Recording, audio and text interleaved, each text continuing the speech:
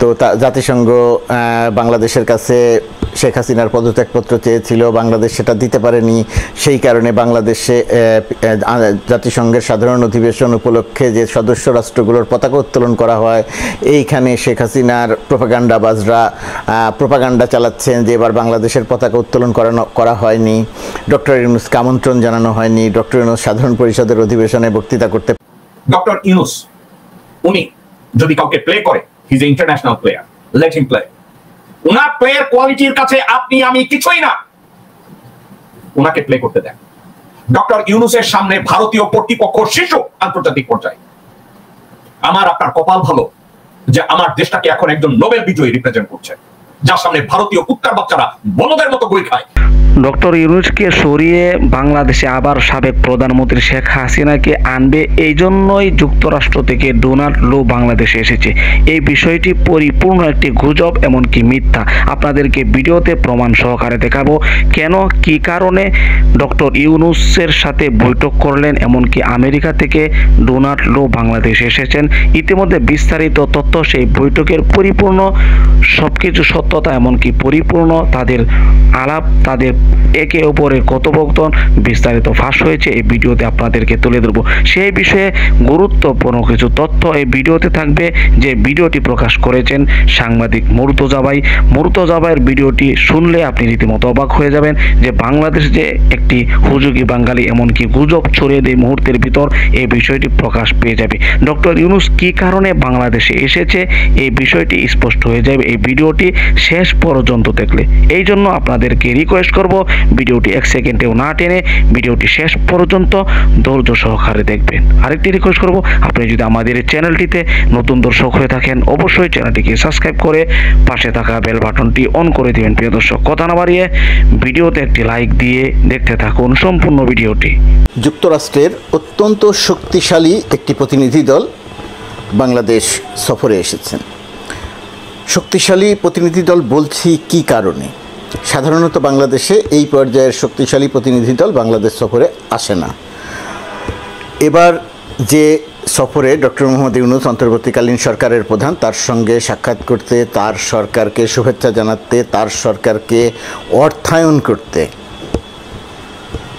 যে মার্কিন প্রতিনিধি দলটি এসেছেন, সেই দলটির নেতৃত্ব ডোনাল্ড লো তো আসেনি, তিনি আমাদের এখানে পরিচিত। এর বাইরে দলটির যিনি নেতৃত্ব দিচ্ছেন তিনি হচ্ছেন যুক্তরাষ্ট্রের রাজস্ব ও অর্থ দপ্তরের আন্তর্জাতিক অর্থায়ন বিষয়ক সহকারী আন্ডার সেক্রেটারি ব্রেন্ট নেইম্যান। আরও খুবই গুরুত্বপূর্ণ যুক্তরাষ্ট্র সরকারের কয়েকজন আছেন যারা আন্তর্জাতিক অঙ্গনে নীতি নির্ধারক, অর্থায়ন, সহায়তা করা, এই সংক্রান্ত কাজের জন্য অত্যন্ত গুরুত্বপূর্ণ। তো এটাকে গুরুত্বপূর্ণ বলছি এই কারণে যে ডক্টর মোহাম্মদ ইউনূস যে সময়টিতে সরকারের দায়িত্ব নিয়েছেন, শেখ হাসিনার নেতৃত্বাধীন যে স্বৈরাচারী সরকার, ছাত্র জনতা আন্দোলন করে রক্ত দিয়ে শেখ হাসিনার সেই সরকারের পতন ঘটিয়েছে এবং ডক্টর ইউনূসকে আমন্ত্রণ জানিয়ে দেশ পরিচালনার দায়িত্ব দিয়েছেন। ডক্টর মোহাম্মদ ইউনূস দেশ পুনর্গঠনে একটা সংগ্রাম করছেন। সংগ্রাম কেন বলছি? সংগ্রাম বলছি এই কারণে, প্রথমত কথা, গত 1.5 দশকেরও বেশি সময় শেখ হাসিনা সরকার দেশটিকে একেবারে দুর্নীতিতে নিমজ্জিত করে রেখে গেছে। বাংলাদেশের যতগুলো সেক্টর আছে সবগুলো সেক্টরকে এক ধরনের ধ্বংসাত্মক অবস্থায় রেখে গেছে। সেই ধ্বংসাত্মক অবস্থা থেকে সেই ধ্বংসাত্মক অবস্থা পুনর্গঠনের জন্যে দুটি জিনিস দরকার। একটি জিনিস দরকার আন্তর্জাতিক অঙ্গনের সর্বাত্মক সহযোগিতা, আর দ্বিতীয় বিষয়টি শুধু রাজনৈতিক সহযোগিতা দিয়ে হবে না, অর্থনৈতিক সহযোগিতা দরকার। রাজনৈতিক সহযোগিতাটা খুবই গুরুত্বপূর্ণ। কেন গুরুত্বপূর্ণ? কারণ যে সময় ডক্টর ইউনূস দায়িত্ব নিয়েছেন সেই সময় শেখ হাসিনা পালিয়ে ভারতে চলে গেছেন, কিন্তু তিনি ভারতে থেকে দেশের বিরুদ্ধে বা দেশের ভেতরে এক ধরনের সংকট বা এক ধরনের অরাজকতা, এক ধরনের বিশৃঙ্খলা তৈরির একটা চেষ্টা করে যাচ্ছেন এবং তিনি ভারতে থেকে ঘোষণা দিচ্ছেন, কৌশলে টেলিফোনে একজনের সাথে কথা বলছেন, সেটা আবার ফাঁস করছেন, সেখানে কিছু তথ্য দিচ্ছেন। সেই তথ্যগুলোর একটি হচ্ছে চট করে তিনি কোট আনকোট চট করে তিনি দেশের ভেতরে ঢুকে যাবেন। তার মানে হচ্ছে তিনি তার লোকজনদের অরাজকতা তৈরির ব্যাপারে উৎসাহিত করছেন। তো এই উৎসাহিত করার জায়গাতে একটা মানে প্রোপাগান্ডা চলছে। আওয়ামী লীগ তো প্রোপাগান্ডা মাস্টার, তো এই প্রোপাগান্ডা মাস্টাররা একটা প্রোপাগান্ডা করছে যে শেখ হাসিনা পদত্যাগ করেননি, তিনি এখনও দেশের প্রধানমন্ত্রী। জাতিসংঘ বাংলাদেশের কাছে তার পদত্যাগপত্র চেয়েছিল। বাংলাদেশ, খুবই হাস্যকর শিশুসুলভ কথা, প্রোপাগান্ডাবাজরা খুবই শিশুসুলভ। তো জাতিসংঘ বাংলাদেশের কাছে শেখ হাসিনার পদত্যাগপত্র চেয়েছিল, বাংলাদেশ সেটা দিতে পারেনি। সেই কারণে বাংলাদেশে জাতিসংঘের সাধারণ অধিবেশন উপলক্ষে যে সদস্য রাষ্ট্রগুলোর পতাকা উত্তোলন করা হয়, এইখানে শেখ হাসিনার প্রোপাগান্ডাবাজরা প্রোপাগান্ডা চালাচ্ছেন যে এবার বাংলাদেশের পতাকা উত্তোলন করা হয়নি, ডক্টর ইউনূসকে আমন্ত্রণ জানানো হয়নি, ডক্টর ইউনূস সাধারণ পরিষদের অধিবেশনে বক্তৃতা করতে পারবেন না, ইত্যাদি ইত্যাদি শিশুসুলভ প্রোপাগান্ডা চালাচ্ছিল দেশের মানুষকে বিভ্রান্ত করার জন্য। দুটি, যে শেখ হাসিনা চট করে দেশের ভেতরে ঢুকে পড়বে, আর আরেকটা হচ্ছে যে ডক্টর ইউনূসের সরকারের আমেরিকা জাতিসংঘ অনুমোদন দেয়নি, তিনি বিপদে পড়বেন। তো মার্কিন যুক্তরাষ্ট্রের এই প্রতিনিধি দলটির সফরটা এই কারণে খুব গুরুত্বপূর্ণ।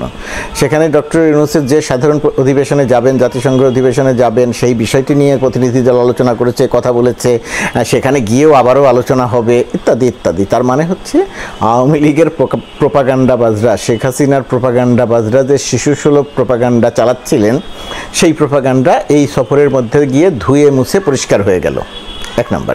দুই নম্বর, অর্থায়নের জায়গাটি, সেই জায়গাটিতে একটা সংকট আছে। একটা হচ্ছে যুক্তরাষ্ট্র উদারভাবে ডক্টর ইউনূস সরকারকে অর্থ দিয়ে সহায়তা করবে। আরেকটা গুরুত্বপূর্ণ, বিশ্বব্যাংক বলেন, IMF বলেন বা অন্য যে কোনো আন্তর্জাতিক বডি বলেন, সেই সমস্ত আন্তর্জাতিক বডি থেকে ঋণ পাওয়া, সহায়তা পাওয়ার ক্ষেত্রে যুক্তরাষ্ট্রের মনোভাব খুব গুরুত্বপূর্ণ। তো ডক্টর ইউনূস সরকারের পেছনে যুক্তরাষ্ট্রের মনোভাবের যে একটা খুবই ইতিবাচক অবস্থান আছে, সেটা এক্ষেত্রে খুবই পরিষ্কার। এখনকার যিনি বিশ্বব্যাংকের প্রধান, তিনি যখন বিশ্বব্যাংকের প্রধান হতে যান, তাকে যখন বানানো হয়, তখন তিনি ডক্টর ইউনূসকে একটা চিঠি লিখেছিলেন, ডক্টর ইউনূস যেন এখনকার বিশ্বব্যাংক, তিনি এখন যিনি প্রধান, ভারতীয় বংশোদ্ভূত আমেরিকান, তার জন্যে ডক্টর ইউনূস যেন চিঠি লিখে একটা সুপারিশ করেন। এবং ডক্টর ইউনূস একটা চিঠি লিখে সুপারিশ করেছিলেন যে তাকে যেন বিশ্বব্যাংকের প্রেসিডেন্ট হিসেবে নির্বাচিত করা হয়, এবং তিনি খুবই যোগ্য মানুষ। প্রিয় দর্শক, আশা করি সম্পূর্ণ ভিডিওটি দেখলেন। ভিডিও দেখে অবশ্যই বুঝতে পেরেছেন ডক্টর ইউনূসের সাথে যে বৈঠক করেছেন ডোনাল্ড ট্রাম্প বাংলাদেশে এসেছেন, কেন এসেছেন, যেখানে কিছু মানুষ এমন কথা বলেছে যে প্রধানমন্ত্রী, সাবেক প্রধানমন্ত্রী শেখ হাসিনাকে আবারও বাংলাদেশে ফিরিয়ে আনতে ডক্টর ইউনূস 2,500 কোটি টাকা জাতিসংঘ থেকে সে ঘুষ খেয়েছে এমন কথা বলেছেন। আর সেই 2,500 কোটি টাকা নরেন্দ্র মোদী জাতিসংঘকে দিয়েছে, ডোনাল্ড লুকে দিয়েছে, যে ডোনাল্ড লু যেন এই বাংলাদেশের বর্তমান অন্তর্বর্তীকালীন সরকার ডক্টর ইউনূসকে দেয়। এই সমস্ত বিষয় কিন্তু আপনারা শুনেছিলেন। এই ভিডিওতে অবশ্যই স্পষ্ট হয়ে গিয়েছে এখানে সত্য কোনটা, মিথ্যা কোনটা। প্রিয় দর্শক, অবশ্যই এই ভিডিও সম্পর্কে আপনার মূল্যবান মতামতগুলো কমেন্ট বক্সে জানিয়ে দেবেন, এমনকি এই ভিডিওটি শেয়ার করে সকলের মাঝে ছড়িয়ে দেবেন। প্রিয় দর্শক, আজকের মতো এখানে শেষ করছি। ভালো থাকুন, সুস্থ থাকুন, আবার দেখা হচ্ছে পরবর্তী ভিডিওতে।